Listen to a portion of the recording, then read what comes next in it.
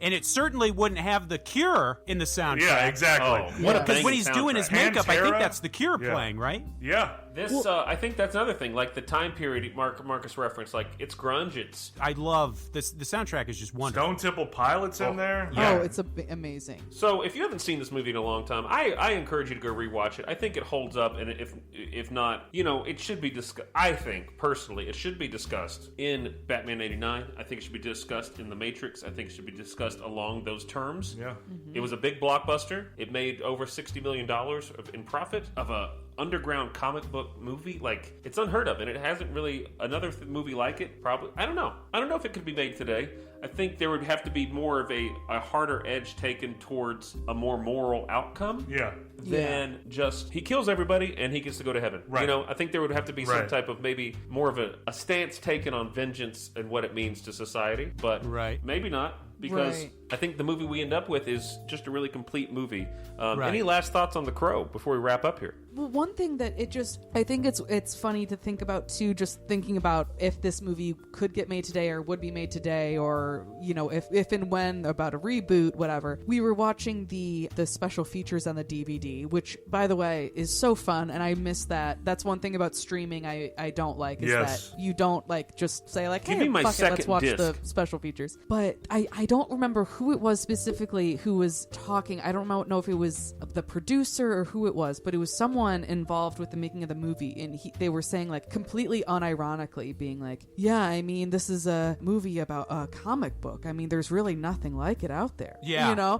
And it's just so funny now. You're like, oh my God, every fucking thing is a comic book now. That's so funny. I think one of the things he actually says is we haven't even scratched the surface of what comic book offers us to film. Right. Yes. Yeah, absolutely. Yeah, and it's so funny. You're like, wow, okay. Wait till 2013 hits. Yeah. It's literally about to be there, so just wait a minute. Yeah, I just think it's so funny how things have changed, and I do think that something like The Crow could be made because there is such a big audience for these. Because I know the huge audience for comic book movies, maybe not everyone would also be into this, but because there's just more comic book fans out there now because of Avengers and whatever, that there are people that do want more kind of indie, underground, darker things than the Avengers universe can offer, or the MCU can offer. I don't know. I think that something like this could be made, and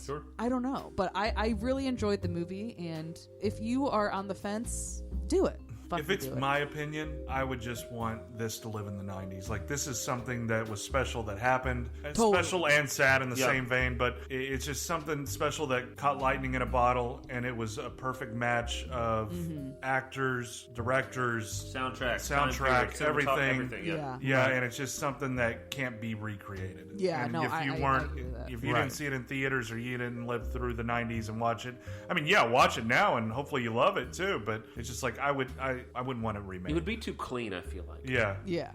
Well, that's The Crow. We were joined today by Creepstreet, and those Creepstreet people are... Introduce yourselves one more time. I'm Dylan Hackworth. I'm Maureen Boughey. And you can find them... where should they contact you if they want to talk to you? Of course. Creepstreet Podcast at gmail.com, or DM us. We're on Facebook, Instagram at Creepstreet Podcast, and Twitter at Creepstreet Pod. And what's your next episode? What should we be looking for from you guys? Ooh, well, we are cooking up... the release of The Conjuring Part 3 is almost upon us. Yes. The same day it releases, we are going to be releasing our episode on the Devil Made Me Do It case, which is what the film is based upon. Because you guys have some podcast already episodes that deal with the actual Conjuring source case. Yes.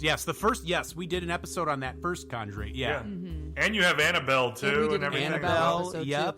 And we will be doing an episode on the second Conjuring movie, the Enfield Poltergeist, at some point that we don't know exactly when, but we will cover that as well. It's creepy. It's great. It's a lot of fun to listen to. It's a mix of humor and more of the deeper conversations of German existentialism, ethereal planes, and What's Beyond Us here. And we, of course, were Adam Archer. And Marcus Hall. And this was Bullets, Bourbon, and Karate. And you know what? We're going to see you next week, or you'll listen to us next week. Check out Creep Street, and we'll see you soon, BBK. Talk to you later. Good night. Bye-bye. Bye.